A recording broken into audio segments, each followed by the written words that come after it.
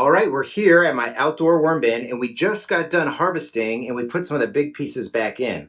But last time we were in here, we gave them a really big feeding. We had just a massive avocado, we had a whole cucumber, we had 2 whole bananas. And one of the things I wanted to check out was, does a worm bin smell? Because when we put in some broccoli stalks, it really smelled going in. And I just want to know, 14 days later, is it going to smell? Now I came in here and I added some water a couple times in between feedings and it didn't smell then, but check this out.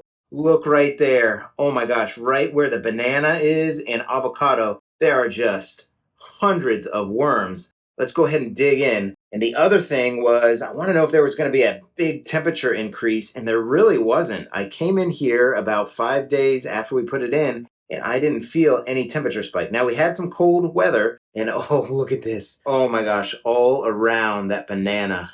And just digging in, I'm not smelling anything, so that's good. But check that out. I absolutely love it. So they are tearing into this banana, and let's see how deep they are in it. There is some left in there, so after 14 days, part of this banana may have fermented a little bit. Still not catching any whiff, but these were old bananas that were then frozen, so they'd already gone a little overripe, or actually massively overripe, because the banana peels were this color when I put them in. But they certainly love them. Check it out. That is awesome. Let's go ahead and dig for that avocado that was in here. It was just huge. I think it's right here. See how much of the flesh they got to. Oh, check that out. Oh my gosh. They really love avocado. I mean, they are just digging in. You can see them right here tunneling through. This is truly amazing. And for some reason, I find that avocado peels are just a, hideout for worms. They absolutely love it. There is a pretty big worm ball right in here. This is all worms. If I were to pull this out, that is all worms, and they are loving it. So we're going to go ahead and kind of put this to the side and keep digging in here. My hands are a wormy mess, but here's the pit. This is just a huge pit from this huge avocado, but they have a lot of flesh in here. So as you can see, there's still a lot of food left after 14 days because we put a lot in here. So I'm going to adjust my feeding accordingly. Now we put in broccoli stalks and some other stuff, so let's see if we find any of that. And oh my gosh, that right there is just a squiggly worm ball. Awesome, awesome, awesome. You can really get a picture of how many worms are in this bin. And down below, we started this off with a heavy feeding of bedding, which is shredded cardboard in my case.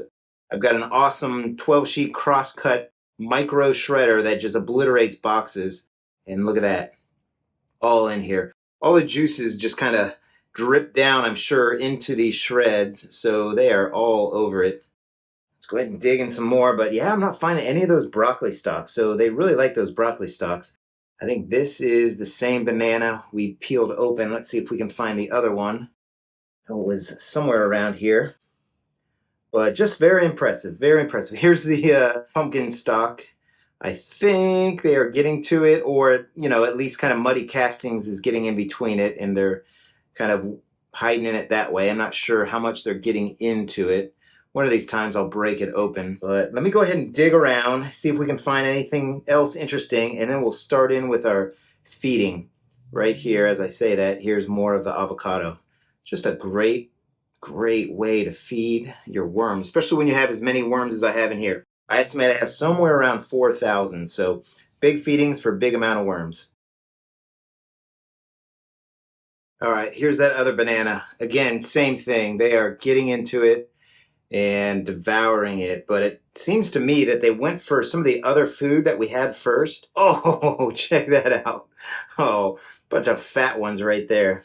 This is just absolutely amazing. But yeah, I think they went for the broccoli that we had in here, maybe the leftover tomatoes that we had, that kind of thing. And we put a large cucumber in here too, kind of broke it up. Everything was frozen previously, so really mushy, really ready for them to go. And this is the banana. It almost feels like a sponge to me. So maybe this isn't as mushy as it could have been for them to try and eat it. So I'll break it up a little bit, but that might have been a reason. So yeah, just tons of worms. This is awesome. And maybe I should have worn another glove here. Usually I don't dig in so much with this other hand, which is why I don't wear a glove. I usually only wear it on my digging hand so I don't get all kinds of castings underneath my fingernails and kind of show off some dirty fingernails for you. But that's why I only use one glove. The other thing I'm doing here is I am aerating. It can get kind of clumped up, so as I come in here and break it apart, that helps to aerate it and prevents any pockets of fermentation or ammonification. A lot of nitrogen goes in this, and we don't really want it to be turning into ammonia or fermenting. What we want it to do is feed the worms. All right, as I was airing it out and creating this hole here, got a couple of observations. One, we've got a lot of slow food, so I think I'm going to add some fast food in here and kind of parse out what I was going to put in here. I am going to add a lot more bedding because I want to continue to get this volume up. We got out about 4 pounds of castings, so the amount of food and the amount of bedding that we're adding in is pretty good. So let's go ahead and get started with that. So we're going to go in with the shredded cardboard I was talking about, and it's just dry shredded cardboard because they're going to get some liquid from the feeding. And then the other thing I'm going to do is I'm going to take some of these worms that are all bunched up, and I am going to kind of use that as a little baiting station that I put in accidentally. And I'm going to use those worms for our new worm bin. I've taken worms out of each one of our other bins, and I'm going to combine them all, and we're going to use them to start our new urban worm bag. So here's what we had in mind, but I don't think we're going to use all of it. I'm going to skip out on the banana, but I will use this pumpkin. And then I'm going to use the broccoli stem right here. And this is baby bok choy. It's growing like crazy in our garden, and we love it, and the worms do too. And then I'll put in some apples. Those are slower foods. And then I'm definitely going to put in some of this lettuce and the lettuce stalks here. So I think this will be kind of an adequate feeding. I'll get back in here in about a week. So this should give them enough new food and certainly enough old food for them to have a feast and not run out of food. And really, I don't ever worry about running out of food for the worms because all this bedding they also eat. So if you're going on vacation or something like that, no need to crazily overfeed your bin so that gets, pockets of fermentation or ammonia. Just feed a normal feeding and, make sure the moisture is good. And then the worms will eat all the bedding as food. So we've got that set. I'm going to keep this because there's a lot of worms in there. Let's go ahead and add our amendments. All right, so in goes some of our worm chow that we just made. An interesting ingredient in here. I've got some protein powder, which I had mentioned on the last video. But I've got a bunch of other stuff too, graham crackers, oats, and some other stuff that I forgot what it was, but it's all expired from my pantry. And then we are back to our eggshell grit. I had been putting some lobster shells in there, and I meant to look and see if maybe the worms were a pinker color. Let me know if you think they were.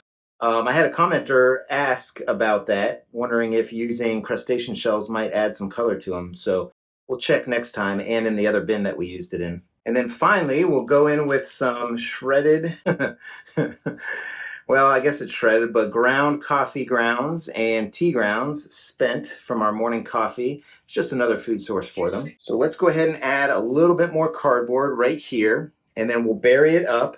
Now this bin is made out of a fabric pot. It's just one big fabric pot. It's a 20-gallon. And I've got some links in the description and pinned comment if you're interested to see how much they cost or what they look like. But anyway, I put one inside the other, and that kind of forms a bin for me for these worms. And one of the things that's great about them is that they shed water. So you will never have too moist of a worm bin, which is one of the common problems of new worm bins. So that's one of the things that I absolutely love about it. And then the other thing I love about it is just being able to constantly pull out castings.